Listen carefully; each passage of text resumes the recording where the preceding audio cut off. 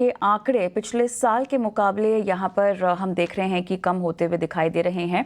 जहाँ तक चीनी उत्पादन की हम बात करें तो यहाँ पर फिलहाल उत्पादन को लेकर क्या स्थिति है और आगे किस तरह की तस्वीर उभरती हुई दिखाई दे रही है, डिमांड सप्लाई में कितना उतार चढ़ाव आता हुआ हमें दिखाई देगा, सहयोगी विश्व मोहन समझा रहे हैं।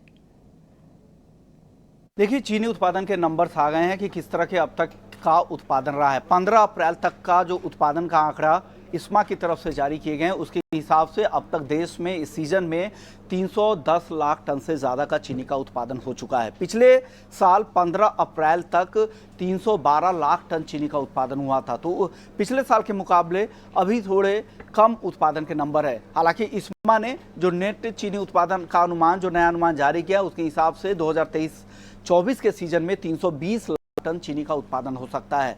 चीनी उत्पादन में कहाँ तेजी और कहाँ कमी की रिपोर्ट आ रही है, तो महाराष्ट्र जो देश का सबसे बड़ा चीनी उत्पादक राज्य है, यहाँ पर इस साल भी पिछले साल के मुकाबले ज़्यादा चीनी उत्पादन का अनुमान है। इसके अलावा यूपी जो दूसरा सबसे बड़ा उत्पादक राज्य है, यहाँ भी पिछले साल के मुकाबले चीनी उत्पादन ज़्यादा है। लेकिन तीसरा सबसे बड़ा राज्य कर्नाटक, यहाँ पर पिछले साल के मुकाबले चीनी उत्पादन कम है। इसके अलावा जो दो और मार्जिनल स्टेट्स है, जिसमें तमिलनाडु और गुजरात, यहाँ पर भी पिछले साल के मुकाबले चीनी उत्पादन कम है। इस वजह से नंबर थोड़े मॉडरेट, थोड़े कम आ रहे हैं। लेकिन ओवरऑल चिंता करने की बात नहीं है, क्योंकि 320 लाख टन अगर नेट चीनी का उत्पादन है तो देश के लिए पर्याप्त है। क्योंकि सालाना देश में जो खपत चीनी का होता है 275 से 280 लाख का होता है, उसके मुकाबले आपके पास बफर के लिए भी स्टॉक रहेगा, पिछले साल का क्लोजिंग का स्टॉक भी है।